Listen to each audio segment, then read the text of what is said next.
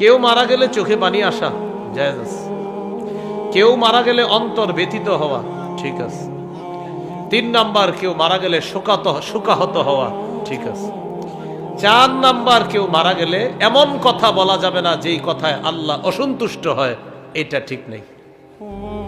তাহলে চোখে পানি ঠিক আছে, অন্তর ব্যথিত হবে ঠিক আছে, শোকাহত ঠিক আছে। কিন্তু আপনি উল্টাপাল্টা কথা বলবেন মুখ দিয়া, এটা অন্যায়। যেমন অনেকে মারা গেলে আমরা পোস্টারে লিখি অমুকের অকাল মৃত্যুতে আমরা শোকাহত। কি লিখি? অমুকের অকাল মৃত্যুতে আমরা শোকাহত, তার বিদেহী আত্মার মাগফিরাত কামনা করছি। আচ্ছা, অকাল মৃত্যু যে লেখলেন, তার মৃত্যুটা কবে হইলো ভালো হইতো একটু বলেন। অকাল মানে কি? মানে এই কালে ঠিক হয় না, কোন কালে? অনেক সময় দেখবেন আপনি 50 বছরের একজন মারা গেছে, এখানেও লেখে অকাল মৃত্যুতে শোকাহত। হে কবে মারা গেলে ঠিক আছে? তাহলে আজকে থেকে আমরা কোনোদিনও অকাল মৃত্যু বলবো না, ঠিক আছে না ইনশাল্লাহ? অকাল মৃত্যু বলে কিছু নাই, যার মৃত্যু যখন নির্ধারিত তখনই তার মৃত্যু হবে। অকাল মৃত্যু এই জাতীয় কথা আমরা মুখ দিয়ে বলবো না। আজকে থেকে আমাদের আকীদা বিশ্বাস, যার হায়াত যতদিন তার মৃত্যু হবে সেদিন, অকাল মৃত্যু বলে কিছু নাই। আমরা এই জাতীয় কথা বলবো না।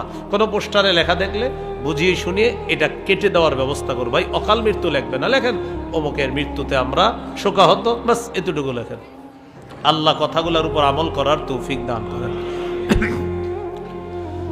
সূরা আনকাবুতের 57 নম্বর আয়াতে আল্লাহ বলেন, কুল্লু নাফসিন যায়িকাতুল মাউত।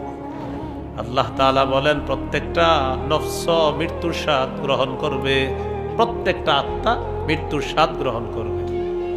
সূরা মুনাফিকুনের 11 নম্বর আয়াতে আল্লাহ বলেন, ওয়ালাই ইউআখিরাল্লাহু নাফসান ইযা জাআ আজালুহা। আল্লাহ তাআলা বলেন, কারো মৃত্যু আসার পর কিছুতেই আল্লাহ কাউকে আর সামান্য সময় সুযোগ দিবেন না। সূরা আরাফের 34, সূরা ইউনূসের 49 নম্বর, এই 2 আয়াতে আল্লাহ বলেন, লিকুল্লি উম্মাতিন আজাল ইযা জাআ আজালুহুম ফালা ইস্তাখিরুনা সাআতাও ওয়ালা ইস্তাকদিমুন।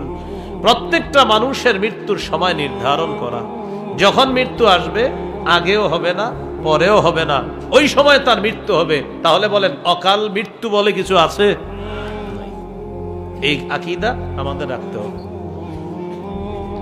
সূরা নিসার 78 নম্বর আয়াতে আল্লাহ বলেন, আইনামা তাকুনু ইউদরিকুমুল মাউত।